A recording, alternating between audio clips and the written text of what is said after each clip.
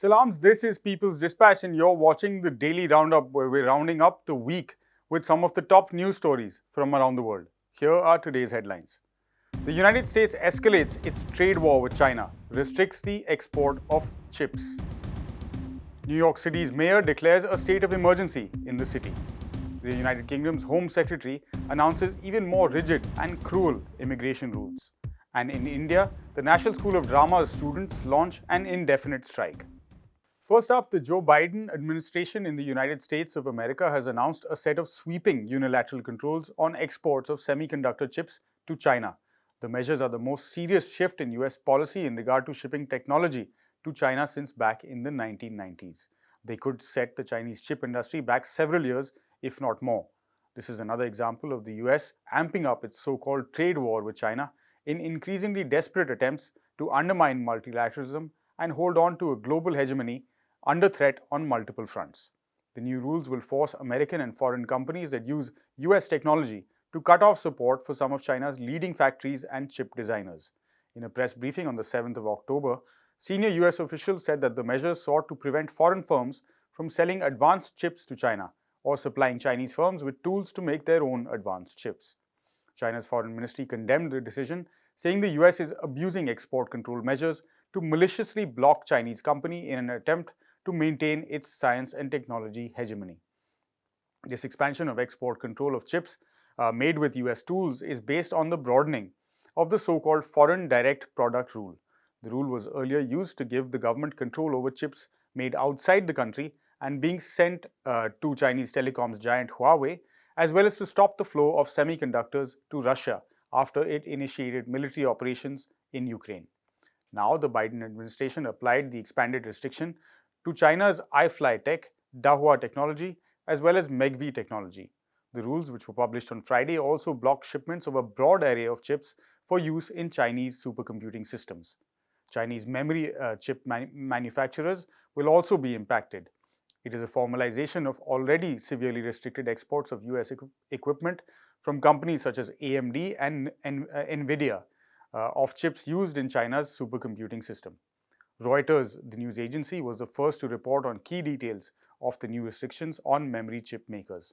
A key element of these unilateral restrictions, of course, is that the US has not yet been able to secure any assurance from allied nations on the application of similar restrictions. Also on the 7th of October, New York City Mayor Eric Adams declared a state of emergency in the city, claiming that since April, over 17,000 asylum seekers have been transported from southern border states to the city. These migrants are from Latin America and are seeking asylum from violence and extreme poverty, often, of course, a direct impact of US imperialist economic policy. According to Mayor Adams, the 17,000 asylum seekers have overwhelmed the city's shelter system, which has now surpassed 61,000 people, which includes 20,000 children. As a solution, Adams has decided to build a tent city in a beach parking lot in the Bronx, despite warnings that this area is prone to flooding. On the first weekend of October, the tent city under construction flooded after less than 1 inch of rain. Adams has now relocated the tent city to Randall's Island, in between the boroughs of Manhattan, the Bronx, and Queens. Adams is also considering using a cruise ship as a temporary housing solution for these migrants. New York City has a right to shelter law, which means that the city has a legal obligation to provide shelter to single adults and families with children. Many have criticized Adams's policy as not properly utilizing the vast resources the city has to offer. It is, of course, one of the richest cities, not just in the United States, but in the entire world. According to New York's own data, there are around 80,000 vacant homes and apartments in the city as of 2017. It's important to note that Adams introduced a much criticized policy of forcibly clearing out homeless encampments in March this year. Part of the justification for this policy was that there was no legal right for homeless people to build encampments. Some have also criticized Adams for consigning immigrants to the same fate as far-right governors in the South. The political strategy of these far-right governors, such as Greg Abbott in Texas and Ron DeSantis in Florida, has been to transport migrants to so-called liberal enclaves, such as New York and Chicago, in the hope of breaking down local shelter and support systems as a perverse way to ostensibly prove that progressive immigration policies have failed. Now, sticking with the subject of immigration, activists and campaigners in the United Kingdom have slammed a slate of measures targeting asylum seekers announced by the new Home Secretary this week. On the 4th of October, Suella Braverman delivered her first major speech to the Conservative Party conference, invoking right-wing xenophobic rhetoric of the challenge of illegal migration, mass and rapid migration, and asylum seekers abusing the system. UK media earlier reported that Braverman was working on legislation that would impose a blanket ban on anyone deemed to be entering the United Kingdom illegally. This includes those crossing the English Channel on small boats. They are excluded, of course, from seeking any kind of asylum. Braverman, in her comments, confirmed the fears, stating that her office would make it clear that the only route to the United Kingdom is through a safe and legal route. The trouble, of course, is that tens of thousands of asylum seekers are forced to risk their lives by attempting to cross the channel in ill-equipped vessels, precisely because safe routes do not exist. In 2019, the United Kingdom's Foreign Affairs Select Committee admitted as much, saying, and I quote, "A policy that focuses exclusively on closing borders will drive migrants to take more dangerous routes," end quote. The United Nations High Commissioner for Refugees has warned that such a law will almost certainly breach the 1951 Refugee Convention.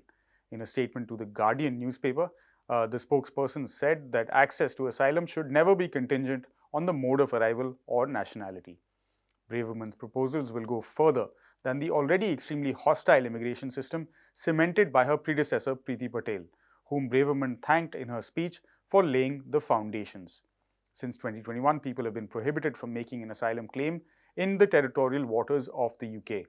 Under new laws that came into force in June this year, asylum seekers who are intercepted by officials in the English Channel are criminalized as having entered the UK illegally. Moreover, the Home Office is now authorized to refuse any asylum request, even if the claimant has passed through a safe third country. This, of course, includes France. Braverman also indicated that her government will cooperate further with Paris to increase the interception of boats by French authorities to prevent people from crossing the English Channel. Over 33,500 people have arrived in the UK through the English Channel so far this year. Figures from the Home Office show that between January 2018 and June 2022, 94% of people crossing the Channel in small boats claimed asylum. And finally, students of India's National School of Drama, considered the premier theatre school in the country, have been on protest since October the 3rd, demanding the appointment of a permanent artistic director. Reports in the Indian press, including the National Daily Indian Express, say the absence of a full-time director is having an adverse effect on the students' academic growth. NSD Students' Union on Thursday said in a statement that they will continue their protest until the chairperson Paresh Rawal and society members meet with students urgently and take immediate steps to tackle the issues that they have put forth. I quote now, "We demand that we get a permanent artistic director to run the school. The NSD Society has not recruited a permanent director since the last one left office 4 years ago. The post is since held by people serving ad interim.